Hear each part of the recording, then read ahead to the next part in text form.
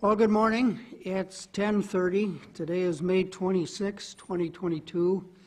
So this is the time that was announced for the May meeting of the St. Croix County Zoning Board of Adjustment meeting. We're in the St. Croix County Government Center in Hudson, Wisconsin, as it was advertised. I'll just make a statement for the record that so far as I know, this meeting was properly noticed in the newspapers as is required, and by furnishing information to the media in other ways, and anybody else who has to be sent the information. Does anyone have a reason to think that this meeting was not properly published and noticed? Okay, we will assume that everything was done properly in that respect. I've never known it not to be, but we always ask anyway, just in case. My name is Buck Malick, and I am currently the chair of the Zoning Board of Adjustment. I'll ask the other members of the Board of Adjustment to announce themselves, and that'll kind of set the sound levels for the system and so on. And I'll ask Mr. Wozniak of the zoning staff to introduce himself too. So, Mr. Peterson.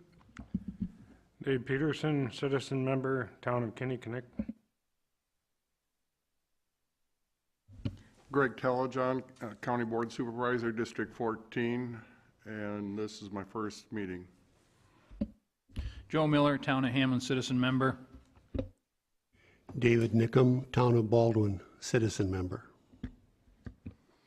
Good morning, Stephen Shella, Town of Pleasant Valley, citizen member.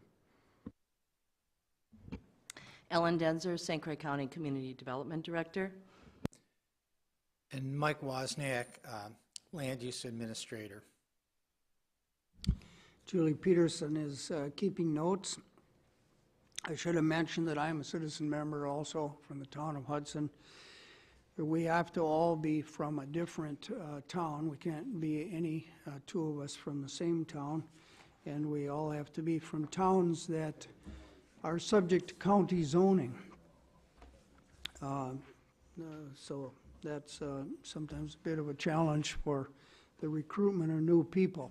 At least one of our members has to be a county board supervisor, and Mr. Telejohn is filling that role since Mr. Peterson did not campaign strongly enough to win re-election last time around. He was just telling me he's quite relieved. But he's now a citizen member and has a lot of good experience. We're delighted that he was reappointed in his new role. So we've done that. Actually, we have it on the agenda that we would do minutes, but somehow the minutes inadvertently got omitted from the meeting packet, so we will defer the approval of the minutes of our April meeting. We have 4 matters to deal with today, and then some other kind of internal things. And so we'll start off with the consent of the other members of the board. I'd like to order things in this fashion. First of all, the BOMAS application for the duplex. Secondly, the St. Croix Valley Solar application for their accessory structures. Thirdly, the HELT major home occupation. And fourth, the Conley Town of Troy lift and stairs in the Riverway. Is that okay with you, board members? Yeah. It has to do with people's schedules and catching airplanes and things like that. So, do you wish to make a statement about the perceived conflict of interest, or the actual, according to our rules, conflict of interest that you have on this BOMAS matter, Mr. Shella? Yeah, so for item number 1, the BOMAS duplex, I will recuse myself from the board as an interested party and owner of the, excuse me, owner of the farm. So I will go join the gallery at this time. Thank you. I think we all realize it's extremely important for the credibility of a Board of Adjustment that there be no perceived conflicts of interest, and our rules are fairly straightforward.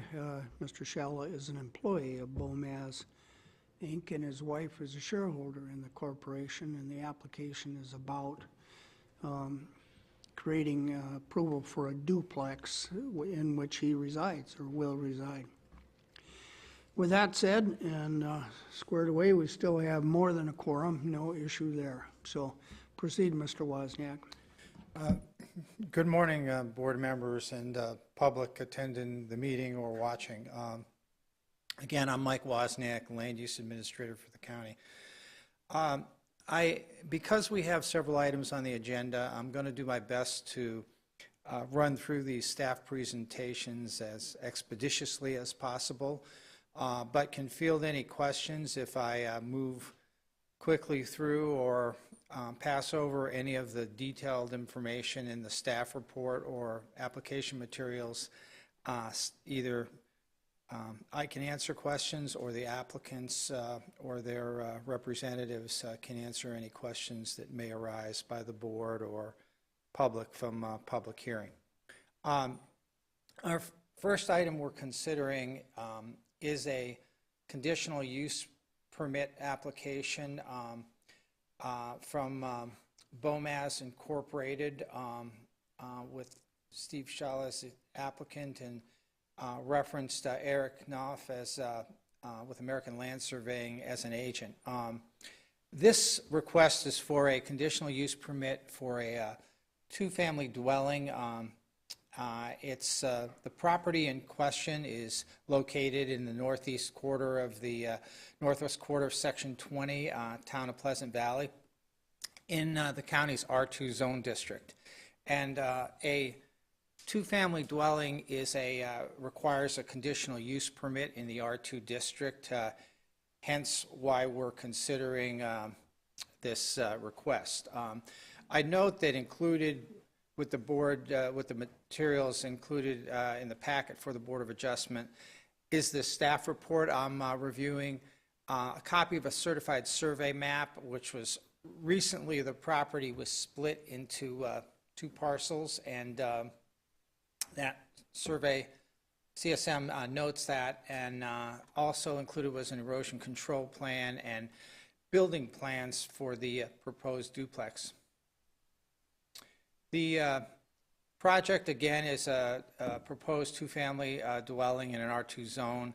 The dwelling is intended for use by farm employees and their families.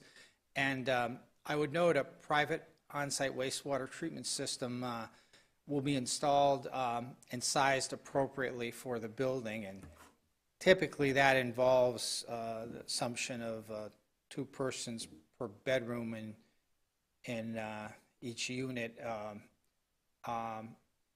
just as a general rule of thumb, but it's subject to meeting applicable sanitary regulations. Just a quick oversight of the general vicinity of this. I'll note that with the exception of a dwelling site immediately to the north, which is zoned R1, the surrounding zoning is the Ag 2 zone district, and Town of Pleasant Valley Hall, not a dwelling located to the north, but in an R1 zone. And then wetlands are present in the southeast section of the subject property or area, kind of down in this area. And the site doesn't contain any steeper slopes, anything more than 12%. The CSM was submitted in March, and to split the existing Lot 1 of a prior CSM, and essentially created 2 lots, one with an existing single-family dwelling, noted as Lot 2, and then a Lot 3, which would be 4 acres for the future duplex site. This CSM received approval April 27th to create a new lot for the dwelling and provide for the proposed duplex. In In terms of applicable development standards, I just note that there's a requirement that off-street parking spaces shall have a minimum width and area, and the site plan indicates how they're meeting requirements for parking. And I note that there's a minimum of 2 parking spaces per dwelling are required, and they're exceeding that, as you can see from the proposed site plan and what's proposed.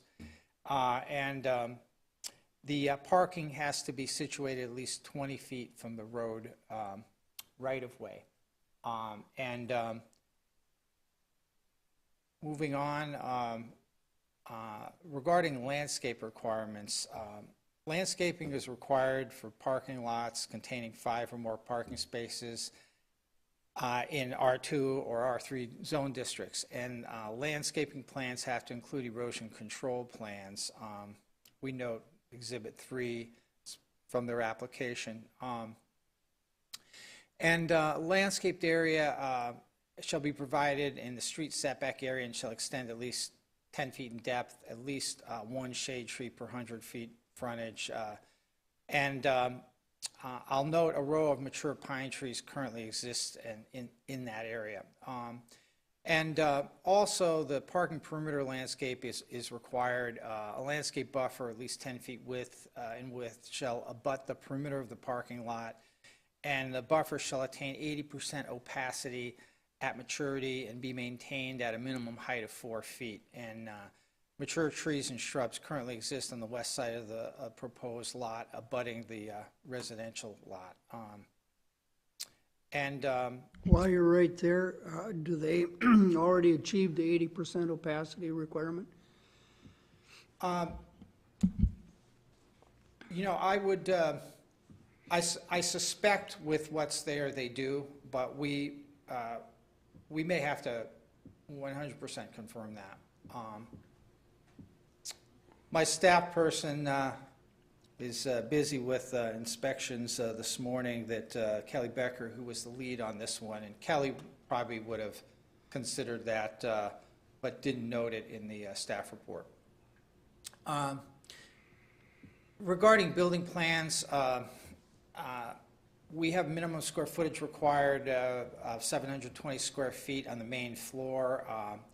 The units will be 1 floor, side by side, 1,328 square feet per unit, 4 bedrooms, 2 bathrooms, so it meets county requirement in that regard. And I'll note that we haven't received, we know that Town of Pleasant Valley is aware of this. They reviewed the CSM. We haven't gotten any comment from them on the CUP. It's our understanding they have no objection. They were comfortable with the CSM, which was intending to provide for this. And no comments were received from DNR. I would note that I was contacted by Mike Wentholz just a day ago, and Mike indicated he's been too busy to get written comments back, but any of the items on this agenda that were referred to the DNR, he didn't have any issues or concerns about. So I'll just make that general statement. We have a slide that is standard, which indicates basis for Board of Adjustment action and the options for your action today, which would be to approve the request, deny the request, or table, postpone the decision to consider information gathered or request additional information.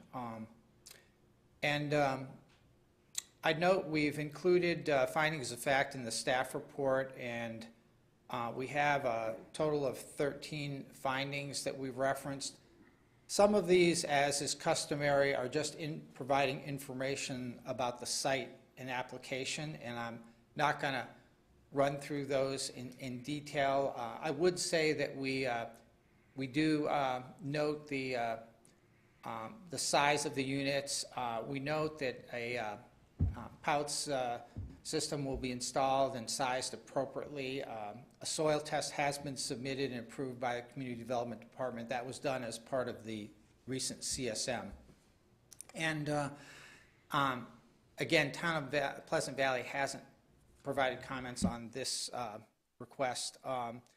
And we do have an erosion control plan, and a row of vegetative screening currently exists in the street setback to comply with our applicable ordinance standard.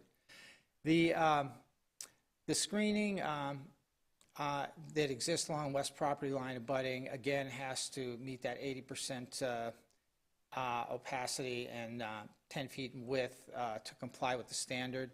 And parking lot lighting is not proposed. Were it to be proposed, we would expect it to be directed downward. And I'd note that just generally moving through our provisions for considering the CP, we're finding that the proposed two-family dwelling will comply with all applicable R2 district standards, development standards, and applicable use regulations. And we don't see that this is necessarily problematic for the neighborhood. I would note that I did receive some concern about the level of occupancy of the existing single-family dwelling, number of occupants that the place is rented to or occupied by, and concern whether sanitary system would be sufficient. Likewise, the concern is what will the level of occupancy be for the two-family dwelling. Again, I would say on the from a sanitary standpoint, generally there's an assumption of 2 occupants per bedroom in terms of sizing of sanitary. But that's an issue that we can look at if there's any concerns as to whether sanitary systems are sufficient for the level of occupants that the property is being leased to. We do have some language in our zoning that says the units are limited to 8 occupants. I don't know that that's something traditionally the county's been out there enforcing, but it is part of the definition we have for dwelling unit. I'd note further under findings that generally we'd see the two-family dwelling as compatible with rural residential residences and farm uses in the vicinity. Although I would note that the surrounding properties are largely zoned Ag 2 in this area of the town of Pleasant Valley. The use does not violate the spirit or intent of the ordinance, since a two-family dwelling is permitted as a conditional use in the R2 district. And the two-family dwelling is compliant with zoning housing standards and dimensional standards for the R2 zoning district. Our staff recommendation finally includes, it is a recommendation that the board consider approval of this request, and we have a total of 11 conditions referenced. Again, I won't read through each one of them for expedience here, but can answer any questions that may arise on any of these conditions. They track pretty closely, backed very much with the findings that I just ran through. And we typically have some standard conditions that more or less go along with any CUP that are the last 3, 9, 10, and 11 on this list of conditions for this item. And I think the key thing is they're expected to comply with and construct in accordance with their plans and specifications, including building plans, landscaping, erosion control plans. At that, staff can field any questions the board may have or that may arise as a follow-up to public hearing. Board members? Mike, 30th Avenue is running east and west there, correct? Pardon? 30th Avenue is running east and west? Yeah. Okay, so the picture of the trees, existing trees are along 30th Avenue, is that also correct? Yeah, let's. And I guess what I'd like you to show me on maybe the certified, well, even there, okay, so you referred to the trees. Duplex location would be, somewhere in here. Okay, and you referred to the west as where they were Oh, should have been north. north, okay. That was Thank you. to me, thank you. Maybe we flip-flopped, we referenced some of the other vegetation. This is being built as rental property, is that correct? Correct. And the applicant can speak to that how they're intending to use it, but intended for farm labor is our understanding.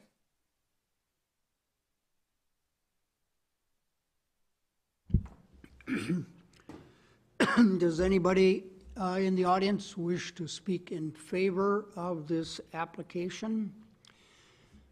Principally to add to what Mr. Wozniak has already said, or to indicate that you don't like exactly the way the staff recommendation is written and would like to have the board do something different from what the staff has recommended?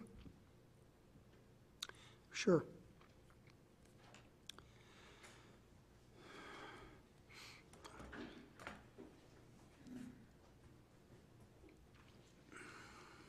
Good morning. Just Steve Shala, the applicant, and I can just speak to the concern about occupancy. The reason for the project is to make sure we have enough housing available to our employees. It's a key feature as part of their employment compensation to have nearby affordable housing. So it is technically like a rental housing, but it's typically included as part of their compensation package. In regards to septic system, again, it will be built and sized correctly. When we redid the septic for the existing residential building, it was built robust, double tank system, big mound. And that's our intention to do that again. Any other questions the board has? Do you see any difficulty with the county standard of a maximum of 8 people per residence? No, I don't. And again, I was going to add that as well. I went to the May Pleasant Valley Town Board meeting and presented the conditional use permit to them. And they did take action on it to approve or support it, although that official communication didn't make it back to the county. And so at that time, they did share the concern about occupancy. And again, that's our whole motivation to construct this duplex, that we're not over pushed anywhere and can have adequate capacity. We don't have to push it too hard. I will add that we're not adding any new employees. We're not looking to grow the number of people we're housing. It's just kind of rebalancing from other opportunities in places.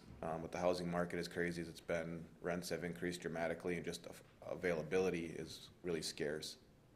So this is just out of necessity to have close proximity to the dairy farm and just available housing. Yeah, since this is considered rental property, is it considered commercial or residential?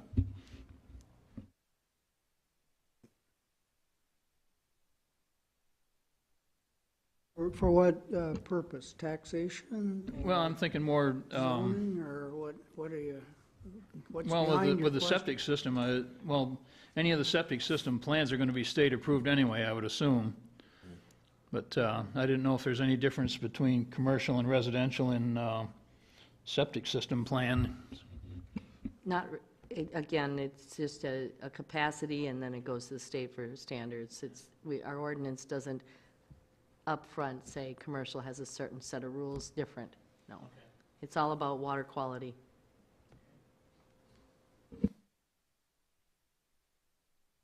Thank you, Mr. Shella. Thank you. Does anybody in the room wish to address this application in any fashion, to oppose it, or to make any other comment that you think would help the board to make the best possible decision? Nobody's indicating an interest in speaking on this application.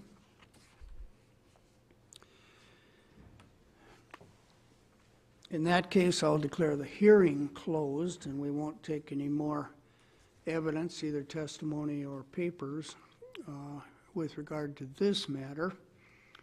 And the board can move forward to a decision if the board wishes to do that.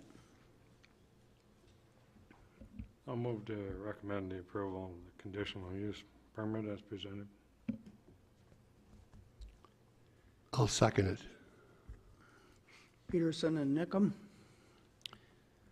Any further discussion, board members? All in favor, please vote aye. Aye. And opposed, nay. Decision is unanimously to approve this in accordance with the staff recommendation. Thank you, Mike. If you want to rejoin us, Mr. Shella, for the rest of the matters today, that would be great. All right, next we'll take up the solar matter.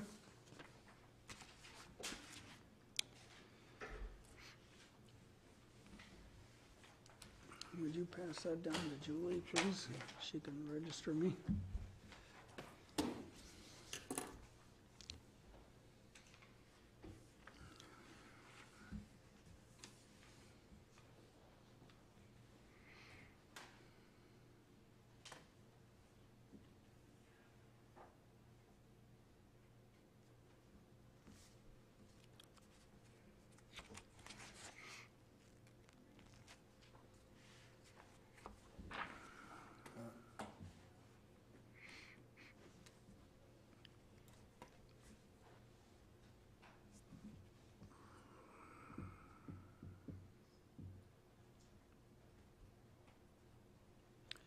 Did the staff issue you a windshield placard in case you wanted to visit any of these sites? Would you put it on your list, Julie, to issue Greg a windshield placard? It kind of helps if you get into a situation where people wonder what your bona fides are when you're about to walk onto their property to look at something. Sure. Yeah. Bear with me just a moment, I'm trying to find the, Starts on Since we're on- 107. what's that? 107. 107.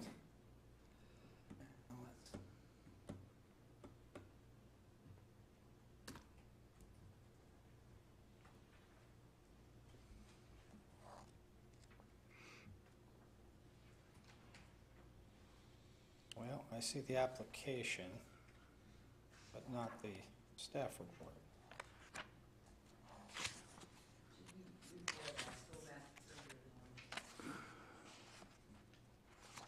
I seem to be getting the Connolly. Okay.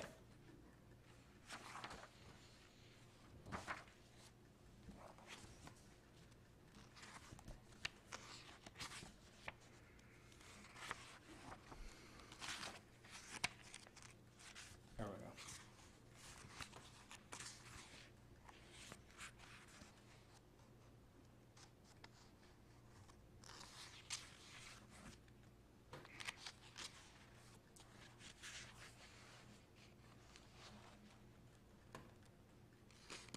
All right. I would note again on the next item, we're considering the conditional use permit for additional facilities related to the St. Croix Valley Solar Project. I have a rather lengthy presentation that I'm going to try to run through this as expediently as possible, and If I jump over any material that there are questions about, feel free to ask, and I can return to it in the presentation, or we also have quite a detailed application package submitted by the applicant, St. Croix Valley Solar LLC, and I would note for the board's interest and the public's interest, I should say more, the Board of Adjustment, this proposal is a component of a larger solar project, the St. Croix Valley Solar Project, that of which a conditional use permit was considered and approved by the Board of Adjustment on December 3rd of 2021. And I may reference that prior action and the broader proposal during my overview of the presentation on this item. As I indicated, St. Croix Valley Solar LLC, with their agent, Stantec Consulting Services Incorporated, has made application for some specific components of their broader solar project. This part of the project will sit on about 5 acres of property. Part of their 680 acres that roughly that they're developing, and their overall project area of 981 acres. This particular site is located in Section 2 in the town of Warren. The overall project encompasses property both in the town of Richmond and the town of Warren. I note that the conditional use permit for the additional facilities would be pursuant to the county's provisions for solar energy systems, and I've referenced the applicable ordinance sections here on this second slide of the presentation, and included for the review of the board and available to the public were the staff report and the application submitted to the county in a binder and electronically for this application. I'll note that the project includes multiple leased parcels of land from 5 property owners who signed lease agreements to host the overall project facilities. The property in question for this particular request includes 2 property owners, Gerald Mueller and Connie Mueller, and also Northern States Power Company. And property leases for the subject parcels have been included with the application and were provided to the county previously with the original application for the overall project. Basically, the applicant selected the proposed site location as an appropriate location technically and environmentally for these facilities to serve the needs of the broader project. Just a quick map to show the property in question is on the south side of County Road E and would be located east of the existing Three Lakes Xcel Energy substation located where my cursor is here. And you can see, it's in this area and with a power line connection over to the Three Lakes substation. I'm not going to run through the details, but I did include slides which indicated the extent of submittal information provided by the applicant. If there are any questions about any of that, staff or representatives of the applicant can field them. The submittal requirements do meet or exceed the county's requirements, and again, I would note that We have an overall conditional use permit for the overall project. The reason we're considering this additional conditional use permit for the substation and operation and maintenance building, and there's also a power line that extends to the Three Lakes substation, is some of the design and engineering details weren't available back for the December meeting. So consideration or approval of a CUP for this part of the project was deferred until this time. I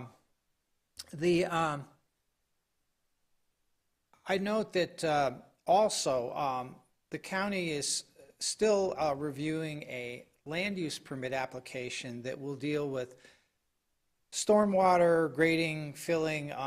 There are some shoreland and floodplain areas that impact the overall site, and so there was a requirement that would subject as a condition of the earlier CUP that the applicant had to apply and provide more detailed information on stormwater management through a land use permit application. We have that submittal. We're still reviewing it, but the work being done on this site will also be covered in that land use permit for the overall project. Just a little bit of background on this. Again, the CUP for the overall was approved December 3rd. The Avangrid, as part of this CUP, proposes to construct an operation and maintenance building and a project substation as the additional facilities.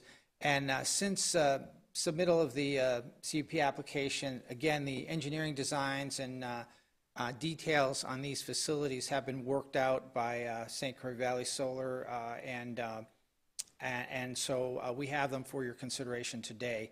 And this would fall within the broader project area that was already identified, and it's consistent with what we were expecting from the earlier plans we saw.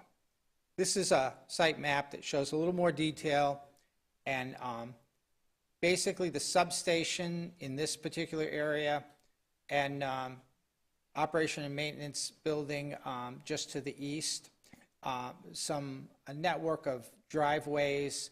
There will be some yard areas, within fenced areas for both the substation and the operation and maintenance building, some ability to lay down equipment or have parking. I'll have a detailed drawing I'll get to in this presentation momentarily. The areas within the R1 zone, the solar energy system use is allowed as a conditional use in the R1 district, hence the reason for the CUP application. And largely the project area is predominantly active agricultural fields. There are some wet areas in the overall project area as well that are not tilled or maybe used for pasture. I've already referenced surrounding land uses, largely other properties involved in the project, frankly, and the existing Xcel Energy substation located to the west of the project area. In terms of project siting, generally the facilities would have limited environmental concerns, and the proposed additional facilities will not be constructed within shoreland or floodplain overlay districts and will not impact any wetlands. And as I mentioned earlier, I did hear over the phone from Mike Wentholz with the DNR, and he did not express any concerns over this CUP application. I'm just going to note on vegetation that the Board of Adjustment reviewed and included as a requirement in the overall CUP a detailed vegetation plan that was provided by the applicant. The applicant is proposing to vegetate this 5-acre portion of the site consistent with that earlier vegetation plan. I'm not going to go through that in depth. I do reference the CUP 2021-010, which is what the board approved in December, which included a detailed vegetation plan. They did include a little excerpt of that as part of their submittal for this CUP, and what they're proposing is consistent with that vegetation plan that was earlier recognized by the board and approved. And I would note also that the information on vegetation is also included redundantly in the land use permit application that is currently under review. Regarding project components of the operation and maintenance building, I just note on this that the in addition to the building itself, which I'll show a detail of shortly here, there's an overhead transmission line that would connect the project substation to the Three Lakes substation, approximately 1,600 feet in length. The operation and maintenance yard would be approximately 2 acres and would serve for maintenance equipment, supplies, telecommunications equipment, include a supervisory control and data acquisition system, and will provide remote performance monitoring, energy reporting, and troubleshooting operations on a 24-hour basis. And the new substation basically would step up the voltage from 34.5 kV to 115 kV. And it's intended to support a team of up to 2 full-time personnel on site, and other personnel or contract personnel as needed for broader maintenance issues as they may come up. This is just a sketch drawing of the immediate site area around the proposed building. Again, it would be a fenced yard area, and they are indicating on the plan a small storm shelter that would accommodate 6 people. The building itself is of a concrete block construction, metal roof. There's parking spaces shown, including a handicapped accessible space, and dumpster location, and propane generator and storage tank. Again, it would be constructed of concrete masonry and with a metal roof. Building would be approximately 18 feet high, and any lighting would be directed downward, consistent with county ordinance requirements. The building will require a well and sanitary system. It does have restrooms, which would be permitted in compliance with state and county requirements. They have plenty of site area to address their sanitary system, and it's relatively small scale based on the needs for that facility. Just a quick look at a floor plan of the building.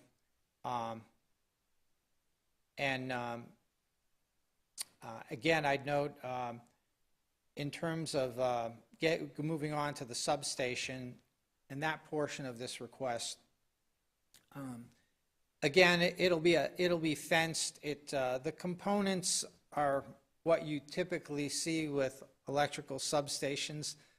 In some respects, not unlike what is just down the road at the Three Lakes Excel substation. The footprint would be approximately 3 acres. Major equipment will be positioned on concrete footings, and they reference the kind of equipment that would be included. And note that most of the components do not exceed 28 feet tall. There is a lightning mast which extends up to 52 feet, and is something that's essential as part of this proposal. The lighting on the site would be directed downward, again, in compliance with county ordinance requirement. This is a schematic design of the substation site. And some kind of a cross-section elevation view of the components in that higher lightning mast shown with most of it not exceeding 28 feet in height. Road access issues. The road access from County E has already been reviewed, and any authorizations through county highway, the applicant will have to obtain. They're proposing a series of gravel surface 16-foot wide access road driveways within the site area, including this 5 acres for the 2 facilities I've mentioned. Regarding the site plan grading, again, I would say they've included details for both grading and stormwater management, and this is also being permitted as part of the overall land use permit for the project. And so at this point, staff do not have any concerns regarding the submittal, what we have, and what they're proposing. We will attach any applicable conditions, appropriate conditions to the land use permit if we have any specific adjustments or changes to the grading and erosion control, stormwater management component of this. Again, I'd note I did hear from DNR no objections or concerns for this particular CUP, and the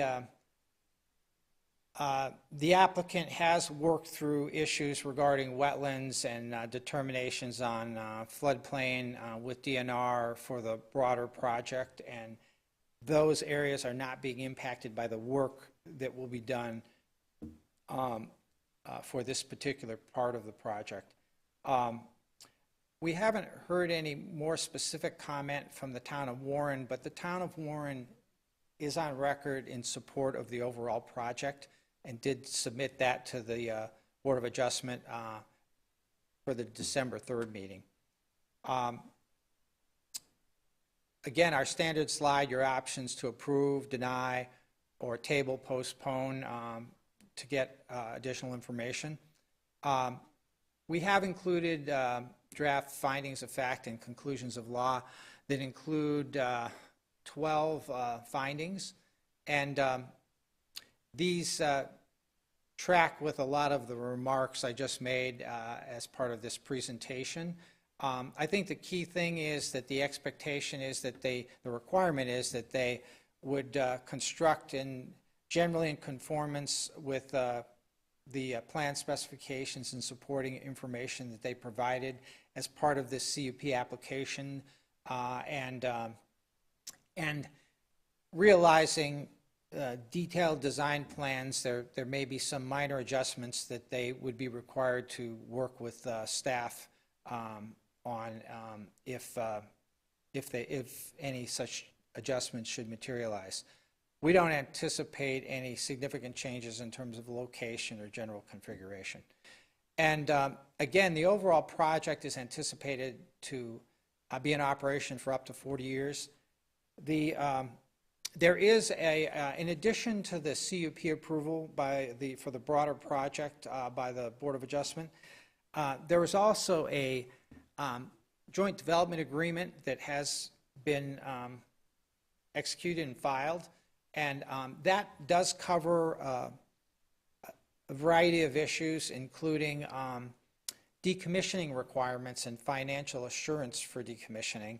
And these facilities like the rest of the project, would be addressed and covered as part of that joint development agreement, which is already in place and filed in the Register of Deeds office. That's referenced down here as finding number 11 for your interest. And I would note that in terms of the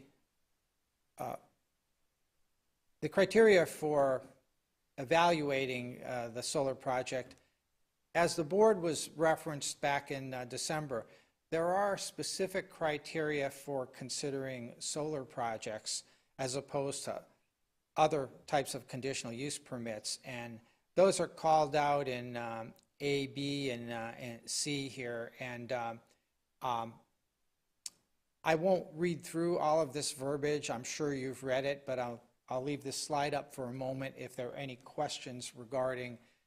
Staff generally feels that, like the overall project,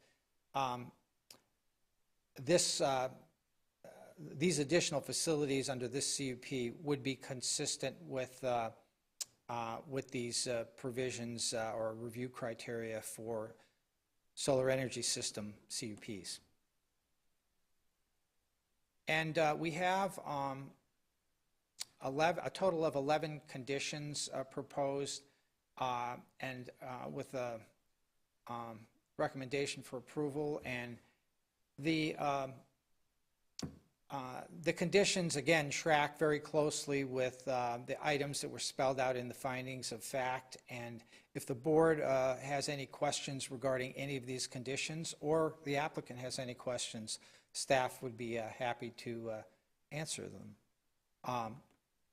At that, I'll end my presentation and be available for questions. Board members, questions? Doesn't look like there'd be controversy here, but let's see. Who in the room is here because of this application? I would let the applicant maybe introduce their team or themselves if they wish to comment and or testify, because there are several of them. Yeah, so I guess since you've traveled all this way or whatever, we ought to give you the chance to speak, but there are other matters on our agenda, and those people are waiting, of course. So go ahead. I'll be brief. Jesse Bermel with Avangrid Renewables. We have Ryan, local counsel, Brian with Stantec, Manuela on our permitting team, and Natasha with our engineering team. All right. Do you wish to say anything that hasn't already been said, or do you disagree with the staff recommendation? Is there something that you'd rather was different, that you think we ought to do differently with respect to the conditions? No comments at this time. Mm-hmm. Mm-hmm. Well, since you're paying Mr. Carey to be here, I guess we ought to give him a chance to speak. I can't help, being a lawyer myself, when a lawyer shows up on one of these applications, it always makes me think, what are they trying to slip by us now? But here you go, Mr. Carey. Thank you, Mr. Chairman. I don't have any follow-up comments. Mr. Wozniak did a very thorough job of reviewing the application and his report, so I have nothing further to add. Thank you. All right. Stand by. Is there anybody in the room who wants to speak against this application, who does not want the board to grant it in accordance with the staff recommendation here? Anybody want to speak against it? Nope. Any more questions, board members, before we close the hearing and move on, make a decision? Anything? Mr. Nickham has a comment. Yes, exactly. I'd like to make a comment. Don't misunderstand me. I support green energy, but I found it interesting just the other day. I heard a so-called expert say that if half of this nation was covered with green energy in the form of wind or sun or whatever, it wouldn't begin to meet our needs. half of the country being covered with it. I thought that was so interesting. Now, I'll repeat, so-called expert. I doubt that myself. What I read in my technology review suggests that it would take far less space than that to generate our electrical needs. But of course, our electrical needs keep growing. Some of us leave lights on at night and all that kind of stuff. Anyways, that said, let's close the hearing. We'll take no more evidence then with respect to this CUP. And we're ready for a motion or for debate and discussion, but let's frame it up with a motion first so we know what we're debating or discussing. I'll make a motion, we approve this CUP as presented. Joe? I'll second. Greg, thank you. Now, discussion, debate, modifications to the staff recommendation that anybody wants, something they think they can improve. No debate, no discussion? Just one question. Like in gravel pits and so forth, we require an apron for tracking purposes. Is that the highway responsibility, or would we address that? I think if the highway department wanted us to have a paved, what do you call it, apron or transition area between the driveway and the road, they would have either required it of us or made it a condition of their approval. Is there a culvert for the driveway here? Probably is, and that needs a highway permit, you know. So they'd put it in there. What I would add is that the applicant is working, Mike, the applicant is working directly with Highway Office on the actual access points, because for the overall project, I mean, there are permanent access like for this 5-acre, and then there are also some staging areas and temporary. And I think that's all worked out with Highway at this point, and I believe there would be, to answer you on the culvert, but I'd have to examine those specifics.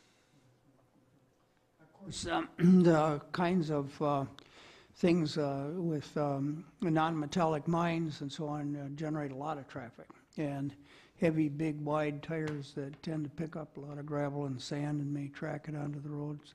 Here, I guess we're talking at the most 2 people, you know, except when there are 6 people rushing to get in the storm center, but they'd be traveling the other way, wouldn't they?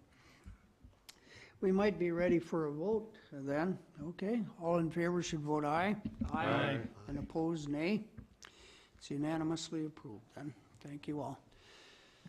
Let's see, so that takes us to the health application.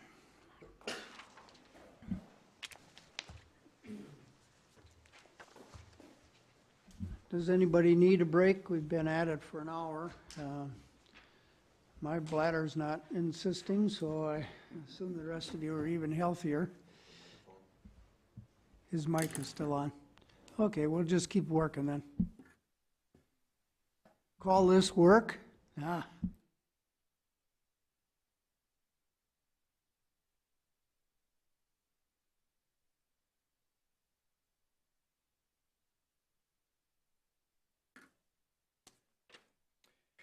Okay,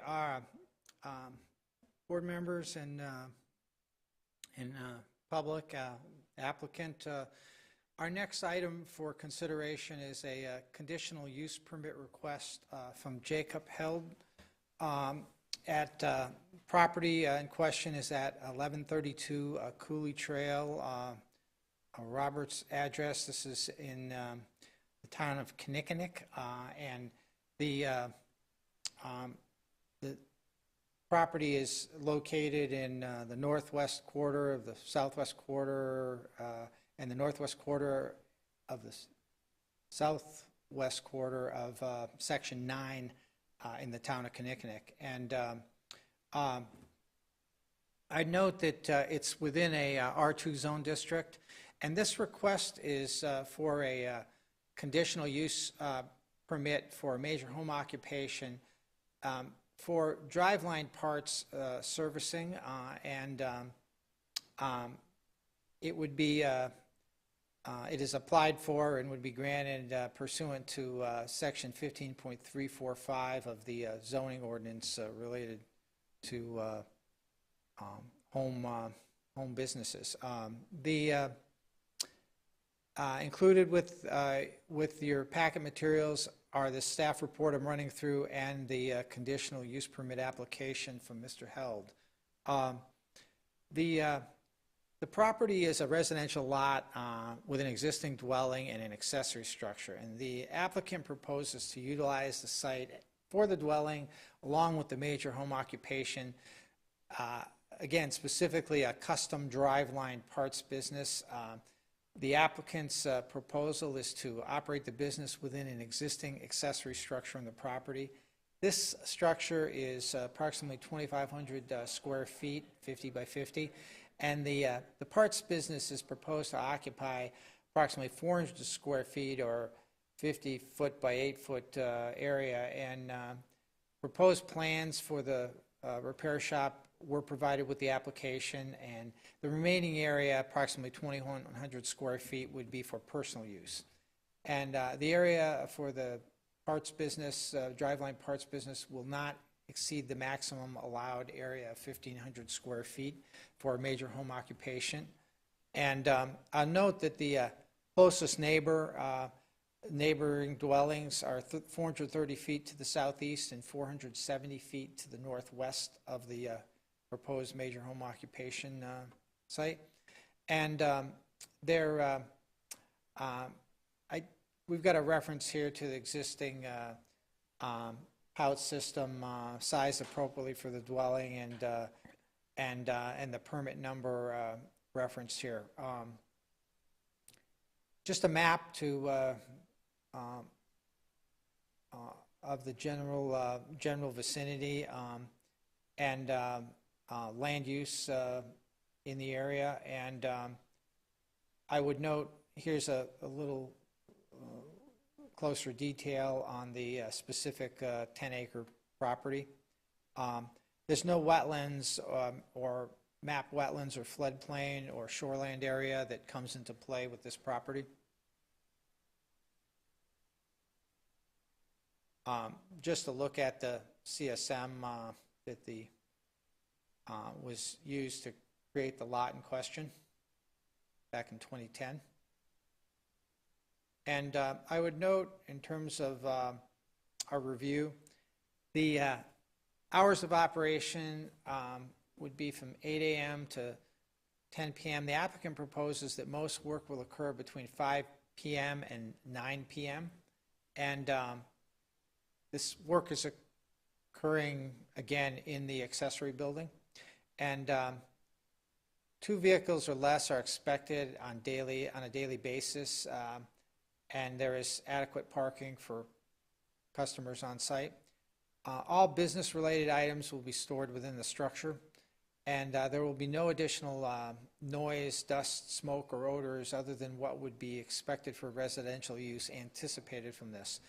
And we often have a standard language we address that all fluids, oils, and other waste materials will be collected in appropriate storage containers and then properly disposed of through contractors picking up the materials and removing them from the site. This is the expectation that's provided to the applicant, and he is comfortable with that. And no retail sales of products would be conducted on site.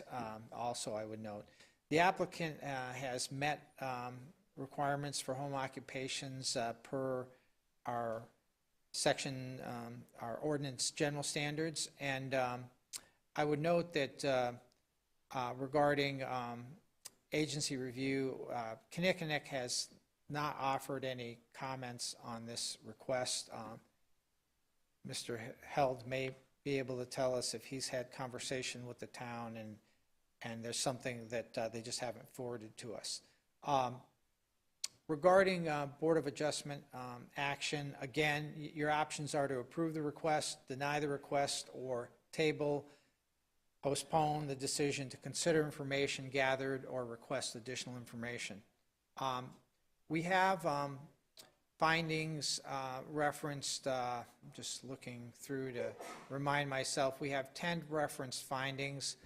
As is customary, we document some of the specifics about the site and application in a number of these findings.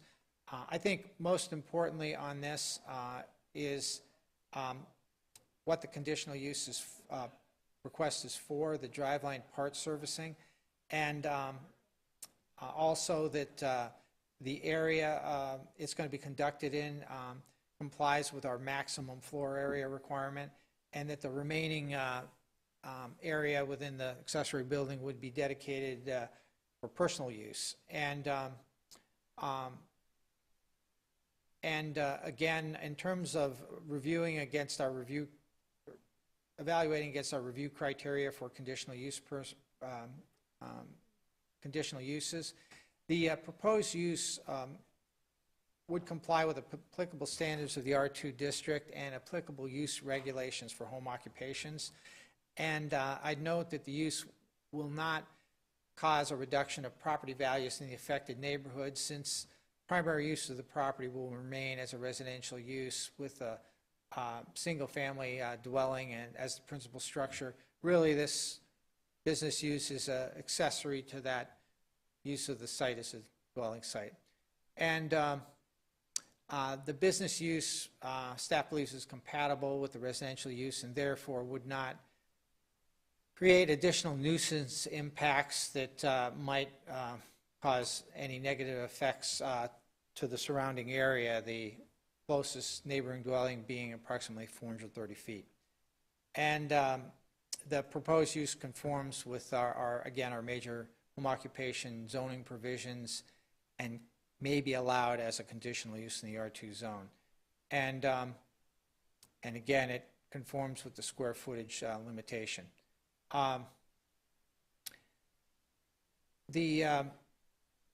We've included in staff recommendation for approval of this item a total of 7 conditions as referenced in the staff report.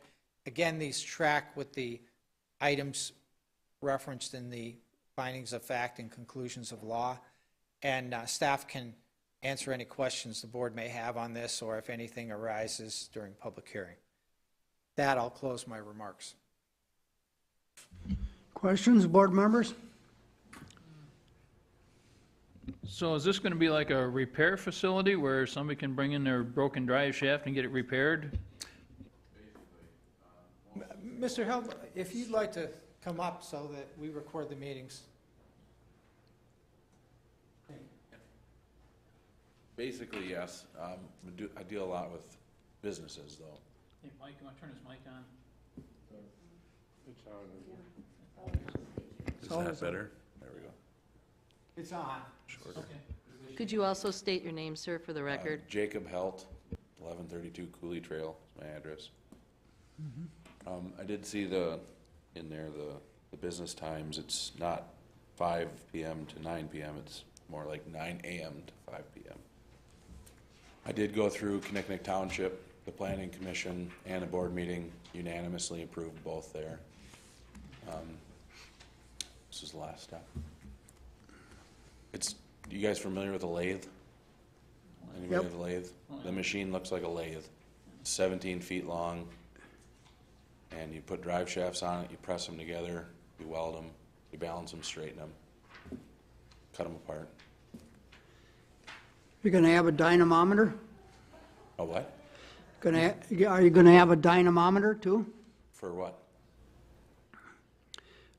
For telling the horsepower of an engine's output? Oh, a dyno. Yeah, a dyno. No dyno. That'd be nice, but I don't have Yeah. that kind of money. Thinking I might come to you for work. I got a buddy that's trying to get one of those right now. Yeah. Well, Will the customer, like if I twist my drive shaft and the wrecker brings it in, can you do the repair on site, or do you just need the components? I just need the drive shaft. Okay. Just the drive shaft. So you don't anticipate a wrecker dragging a vehicle in for you to repair then? No, I mean, I'm sure it might happen, but that's not what I'm looking for.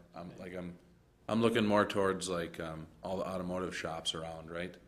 That they don't have this machine, and then I provide a service where I'll go pick it up and deliver it and all that. Okay. And the rest of the building is for your wife's long-arm quilting machine, I suppose? Yes. Any other questions for Mr. Hill? No? Anybody else want to speak in favor of this application? How about opposition? Anybody in the room opposed to this application? No? All right, I'm going to declare an end to the hearing then. You can sit down, Mr. Helt. Thank you. We'll make a decision here. Got a modification for the times, apparently. Is that one of the conditions, Mike, that needs to be modified? Yeah, let me just. No, it's not. Okay, good. I already looked while we were waiting. Thank you, thank you. I just add that we, under our standards for home occupations, they may be conducted between 8 a.m. and 10 p.m. So what Mr. Held wants to do is not inconsistent with that. It conforms. Yep, no issue at all. All right, anybody want to make the motion? I'm going to approve as requested or presented. I'll second it. Okay. Peterson, Miller. Discussion, debate? Anybody? All in favor, vote aye. Aye. Aye.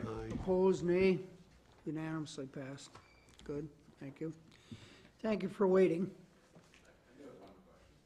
Sure. Just because my schedule got screwed up with waiting or whatever, site visit, is there gonna be a site visit? No. I guess that's probably something we need to change on the agenda, huh? We used to, before COVID, pile into a van and go look at places after we closed the hearings. We stopped doing that, and now members can go out in advance of the meeting and look. And so, no, we're not planning to do any site visit. You're all set. I'll probably sign it later today. All right, and one more. The lift, presumably will not be controversial either.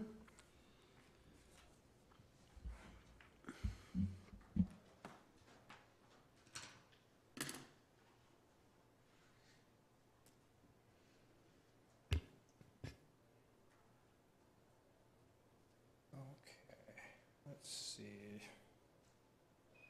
where that was on the.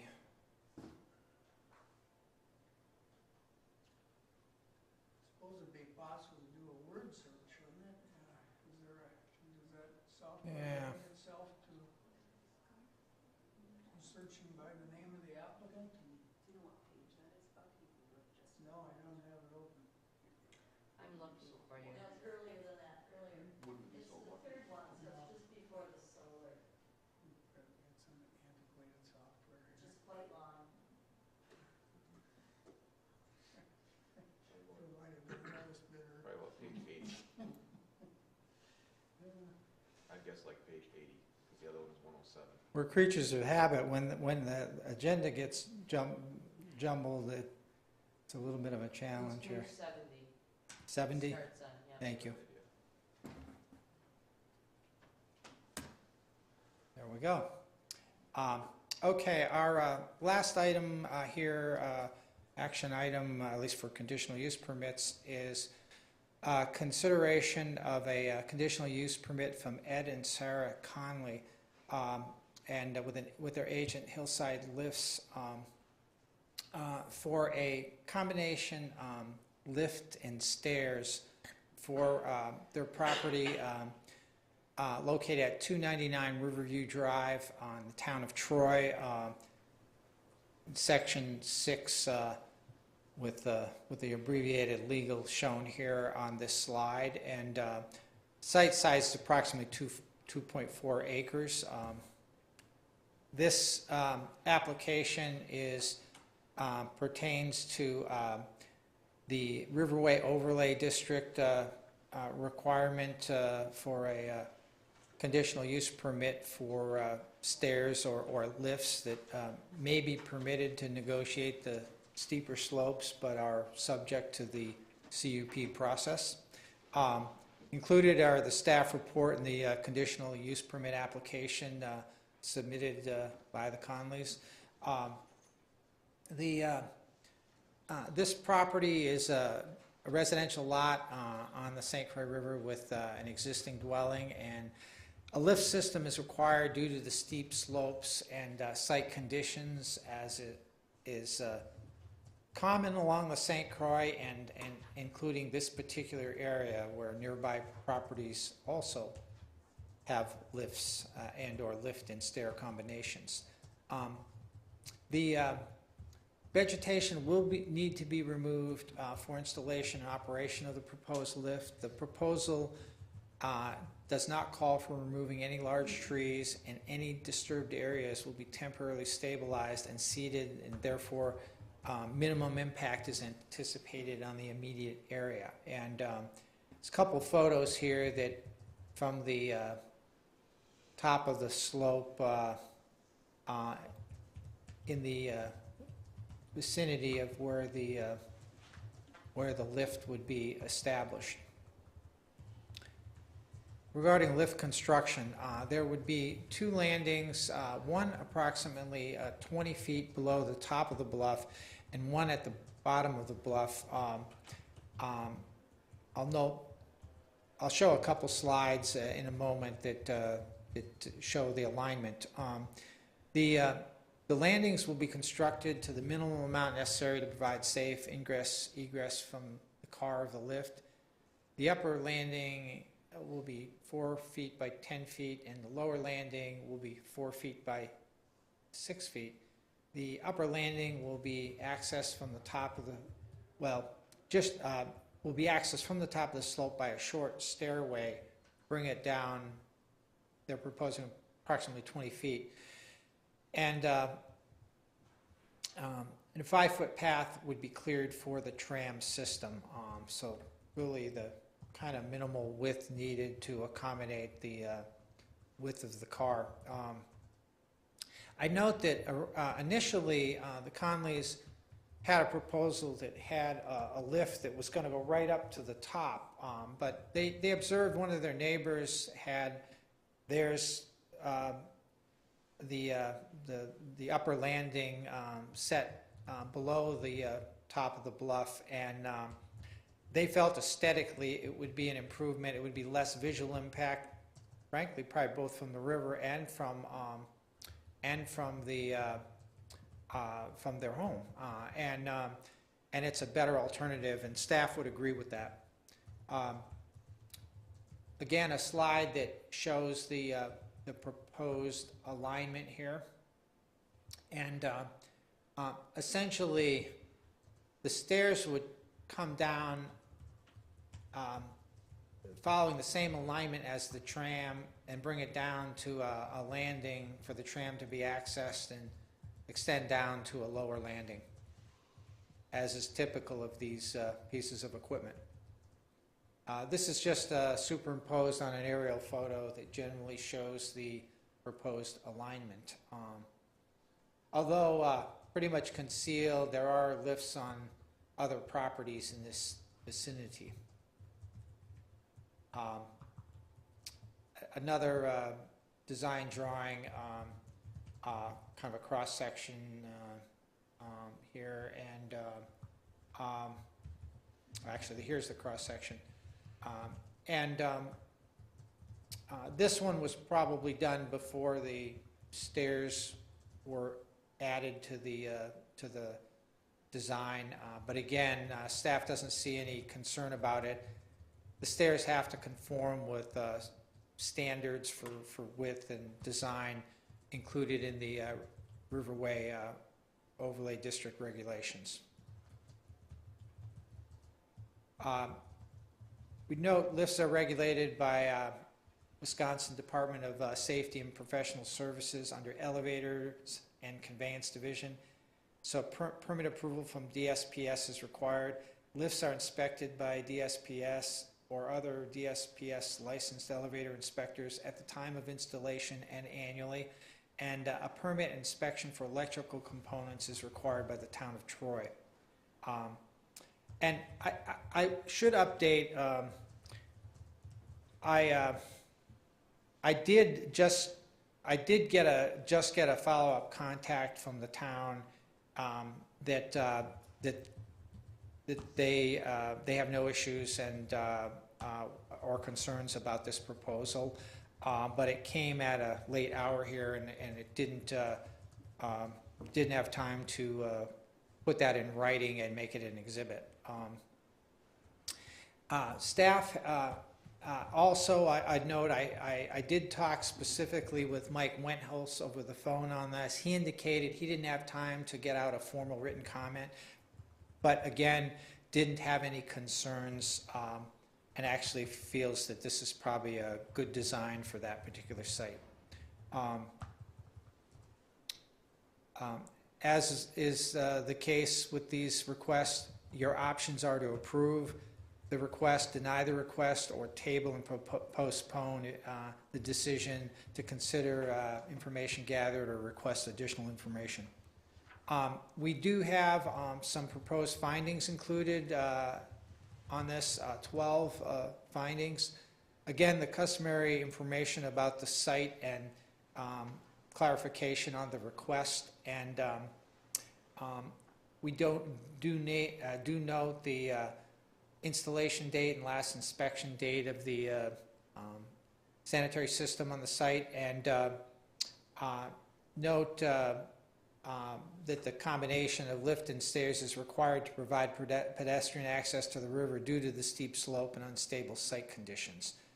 And I note specifically that in the findings we have a reference that both the upper and lower landings will be no more than 40 square feet. And that's a standard that's used for landings for stairs that we also apply to lifts. And also that all lift components will be finished in an earth tone, non-reflective color. And limited vegetation removal for the lift is required. No tree or shrub removal is anticipated. And the lift component design has been certified by a Wisconsin registered architect. And regarding consistency with the applicable review criteria, the lift is a use that's allowed as a CUP and therefore does not violate spirit and intent of the Riverway Overlay District regulations. And the permit approval for the lift will be required by DSPS, which requires inspection and annual inspections thereafter.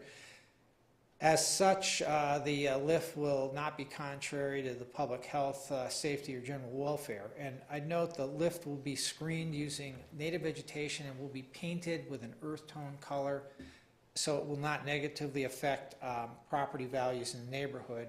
In addition to maintaining an uninterrupted bluffline view, the top of the lift will be approximately 20 feet below, as noted. The top of the slope to keep it less visible and to maintain the natural beauty of the bluff.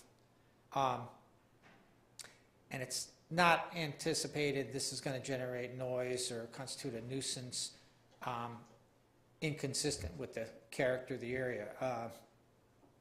I would note under staff recommendation, recommendation for approval subject to a total of 16 conditions, and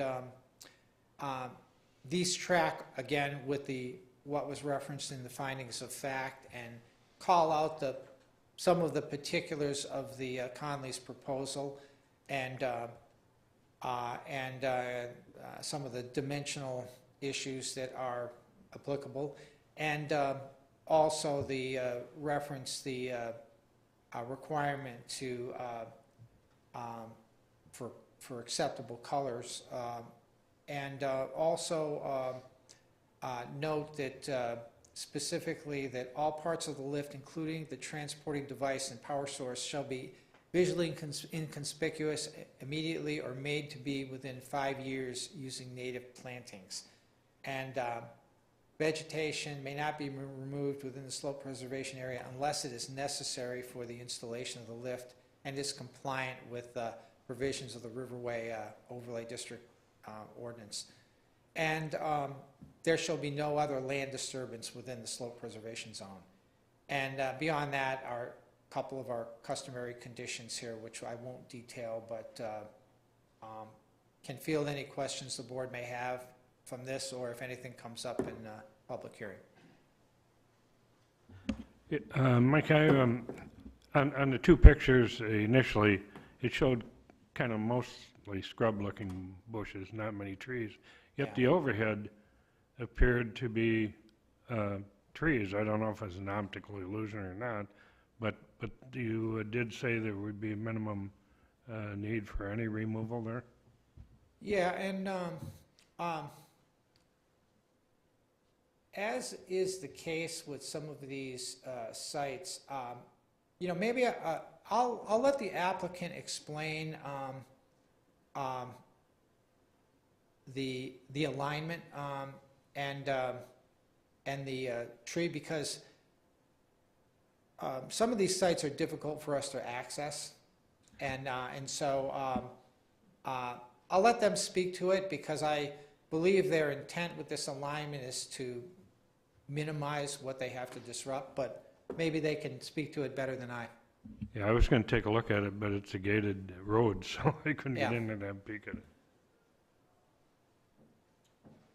Any other questions, board members? Is there current access to the river? Is there a walking path or something? No, it's quite steep. You want to answer your question now, Steve, or? I'm Ed Conley, and it's 299 Riverview. This is my wife, Sarah Conley. Sarah Conley. And like every good man, I realize that my success is because of a good woman. So she's really done the legwork on this, and so I'll pretty much let her take the lead on it. Thank you.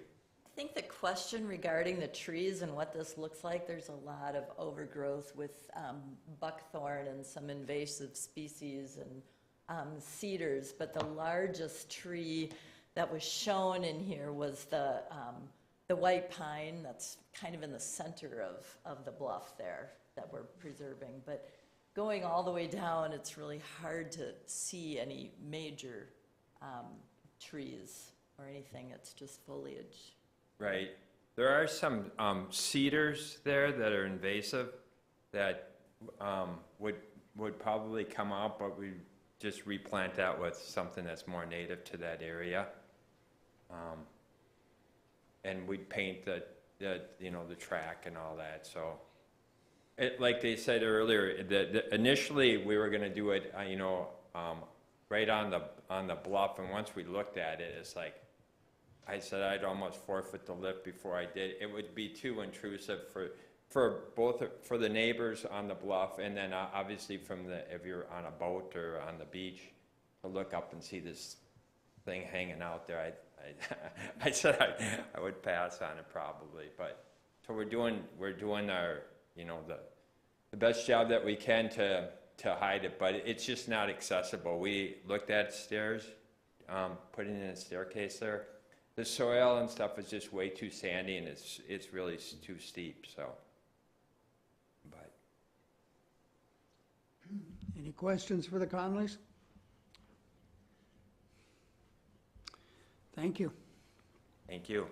Anybody else wish to speak with regard to this application?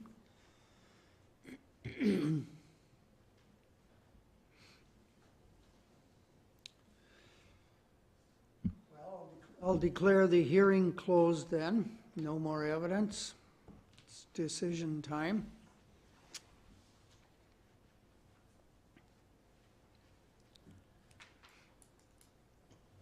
Who wants the honor and glory of making the motion?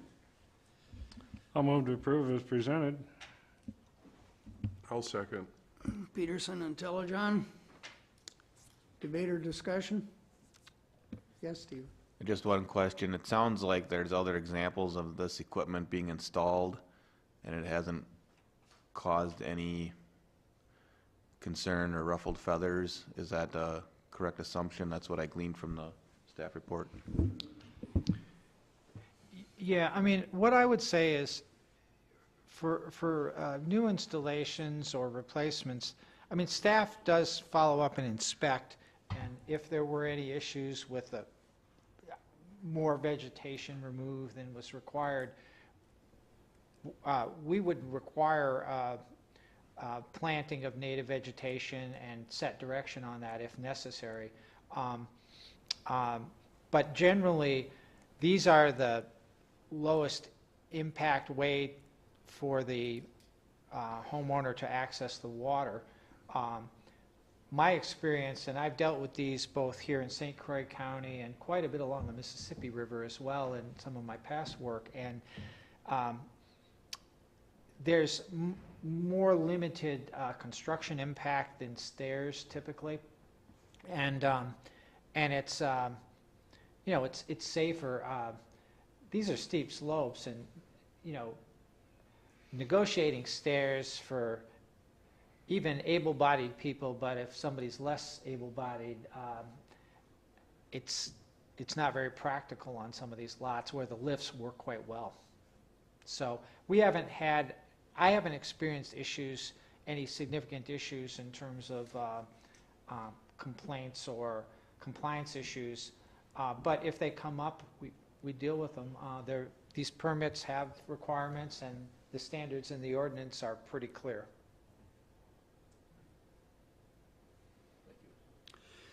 Although some folks feel that the St. Croix Riverway requirements are extremely strict and impose heavy obligations on landowners and their properties along the river, everybody is entitled to a lift if they want it and they do it in the right way. So it was perceived by the policymakers when they were making the rules that led to the legislation and the ordinances that it just made sense to use lifts wherever they could be fit. And it's a rare case that one can't be done. But the thread of thinking behind this, the whole St. Croix Riverway, is that it's a species of national park, and the view that is to be given priority is the view from the water, as though those visitors from Maine and California were out there looking at their national park, looking up towards the homes, and the homes not being particularly conspicuous by reason of their color and by reason of maintaining the vegetation, and by constructing those lifts, which everybody agrees are necessary, in a fashion that is the very best way. Erosion on those steep slopes is really a bad thing if it gets started, you know, if it gets away. I mean, we could be seeing in future decades the kind of thing that you see, these horror stories of California or others where homes slide down the bank. I can recollect just one instance of that in the 24 years that I've been involved in this stuff. But it was a very difficult job to stabilize the slope of a house. You undoubtedly remember the case. Once it got going, because very often it's really just sand there. Sometimes it's rock, but that's mostly considerably north from this area, the Somerset region. But yeah. So this is a good application put in with the advice of an engineer and a company that knows what they're doing, and there's no reason to expect any trouble from it. I think we may be ready for a vote. All in favor, vote aye. Aye. And opposed, nay. No nays. It's unanimously approved. So there you go. Thank you. Well, let's see, we have a little item of business here, kind of an unusual thing, but the state of Wisconsin passed a statute that Mike Wenholz's letter summarizes for us that says that the DNR cannot volunteer advice to us when it comes to shoreland zoning. It's page 220 in our packet. They can only give us advice and opinions, comments and opinions if they are asked by us to do it. And so it's, I noticed this several months ago, and the staff has worked up a request letter to be on record that we do seek their advice. Mike Wenholz seems to have too full of a plate to send us letters, as we heard today. Four different matters, he wasn't able to get us a letter on any one of them.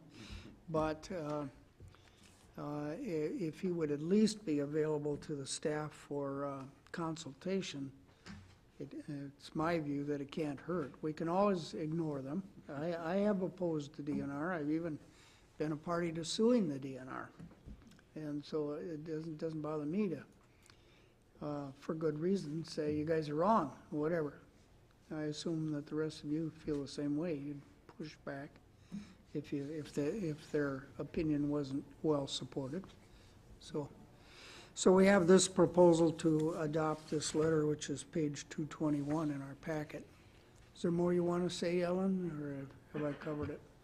No, I would just simply add that as it states in our background paragraph, that the staff recommend that we do get, that you do accept DNR and request DNR's comments.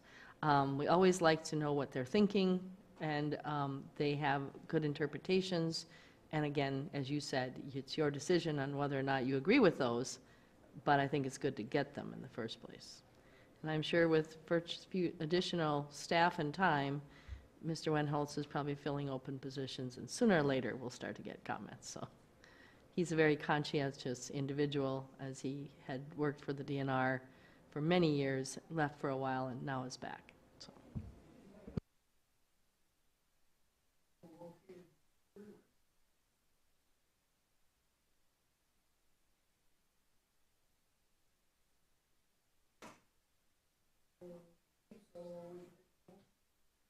Thank you. So, discussion before we entertain the motion, or ready for a motion? I move we accept, I move that we send the letter as written, confirming our need for possible help.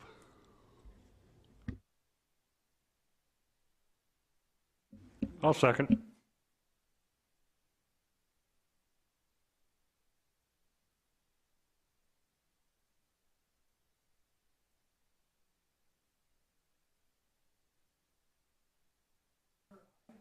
Aye.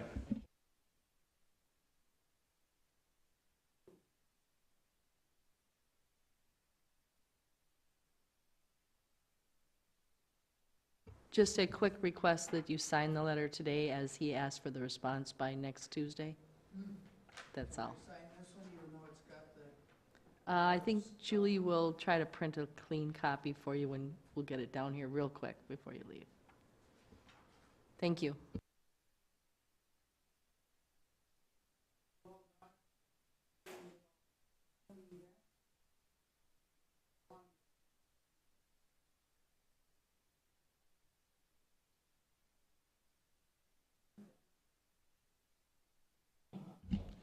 I highly recommend the conservation tour, if you can spare the time for it. I assume that per diem and mileage will be authorized, yeah. And I asked Julie to sign me up for that event, Zoom meeting or whatever it is, webinar. Okay, so now we should have an election, right, for a chair and a vice chair. And why don't I suggest that somebody who is not a candidate for either of those positions preside, huh? Instead of me doing it when I'm a candidate. And I don't mind if you elect somebody else. Do we have pieces of paper so we can do a closed, yeah.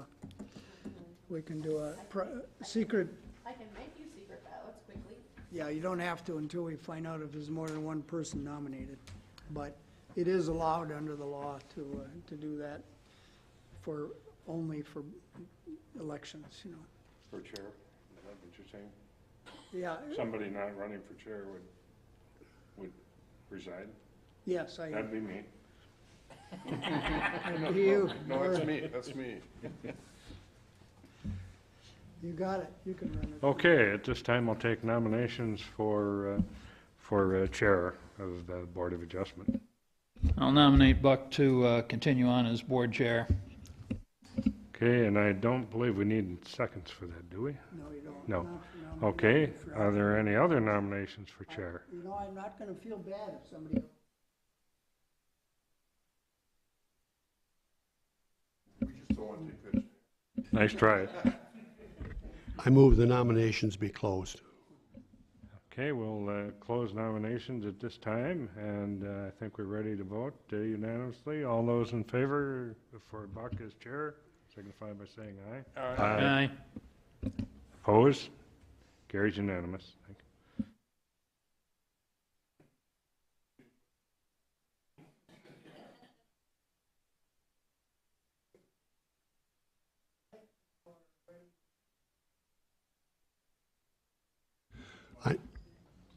The old microphone. Ought to get the automatic kind. I nominate Mr. Joe Miller. Mr. Joe Miller has been nominated. Are there any other nominations for vice chair?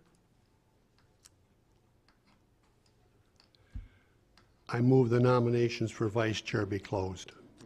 You heard a motion to close the nominations. Is there a second to that motion to close the nominations? I'll second. You heard a motion and a second to close the nominations, with only one nomination being Joe, so this vote will amount to electing Joe. All in favor, vote aye. Aye. And opposed, nay. So you're it, Joe. All right. Enjoy. Oh, yeah. Don't lose too much. keep coming to the meetings, I'm home free. Ellen? Chairman, I have one more announcement. It's a little ways ahead, but just thought some of you might want to put it on your calendars. The workshop on the water, sponsored by a variety of agencies, that takes a boat tour up and over part of the St. Croix River and provides education and information about why we try to protect the river with all of our regulations and rules. Is tentatively scheduled, I shouldn't say tentatively, they've signed the boat up, so it's set for July 20th from 5 to 8 p.m. And it has been held for many, many years, except for the last 2 years of COVID, but they're bringing it back. And it's going to be a back to the basics. This is what it's going to cover for those of you who have been on it before, but it still should be a very educational tour. And again, we'd be happy to pay the cost for you to go, and it does include a supper.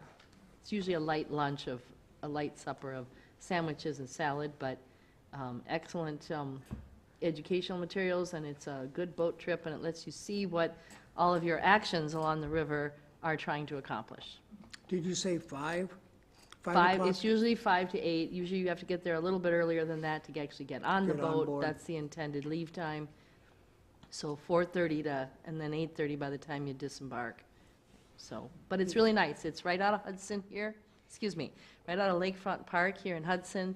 And so it's that big boat with 3 levels, and what usually has happened in the past and will happen this time is they will have a guest general speaker, and it is the 50th, or is it a higher number? Anyway, it's an anniversary of the signing of the Oh, yeah, Lower St. 72. Croix National Scenic Riverway, and so the speaker will be speaking about that. how it has been it's a centennial, a big anniversary. I can't remember exactly how many years. It's 5 of these. Yeah, 50 years, I believe is the number. Yeah, And then what we 68 do is for we the upper. break up into groups, and then there are presentations on the top floor, the main floor, and the lower level. And then sometimes if we have enough people who sign up, there'll be 2 going, because it's a big boat, and you could do 1 in each end. So that makes sure that and at least 2 of them that I know of are going to be interactive, not sitting there listening to talking heads. So it'll be kind of fun. Yeah, good.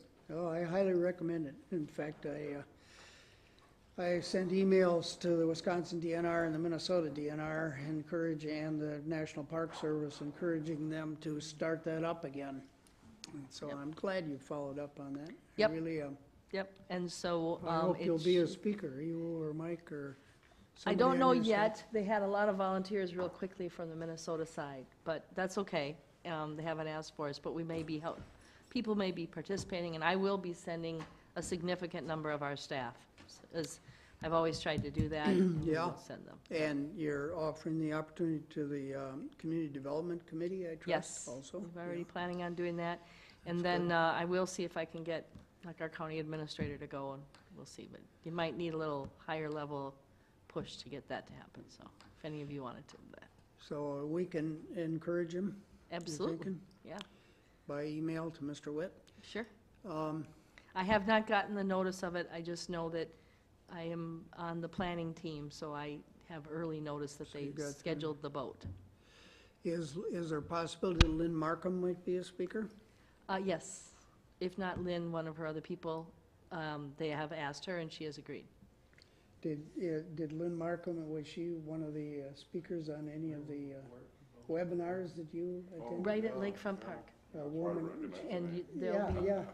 She's The tricky part very, is parking. very But skilled, you there know. is one For parking lot Wisconsin, to that's have a free. person of such talent And we'll is be really sending you for sure. wonderful. I figured out those funky machines. Any comments on next month's meeting? Do we need to think about 2 days in a row or any flukiness? We have a couple applications for next month's meeting, just for your interest. Conditional use for asphalt and concrete recycling from Haas Concrete in the town of Katy. And also from a Treeweiler Construction, a ready-mix concrete plant that they want to site at the Wilson Quarry in the town of Springfield. It would be from, well, when it's approved through the end of next year, associated with I-94 reconstruction work.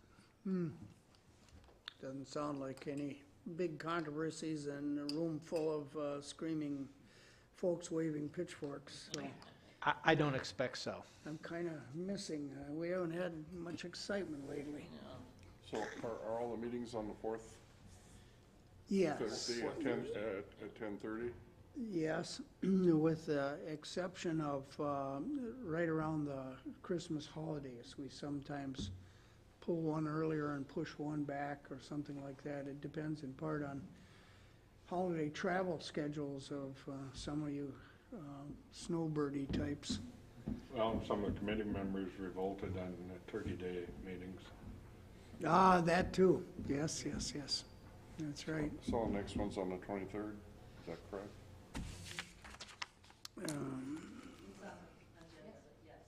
Okay, I don't have the agenda with me. I couldn't log into my laptop because I don't know the PIN number anymore. June 23rd. Let's see, I will be gone, come to think of it. So Joseph, you get to deal with those 2 non-metallic mine applications there as our, You might have a meeting room. yeah, I'll be in Canada. Well, Mr. Homefree will be in charge. Try to keep it between the white lines. Anything else for the good of the, okay. 12:19 and we are done.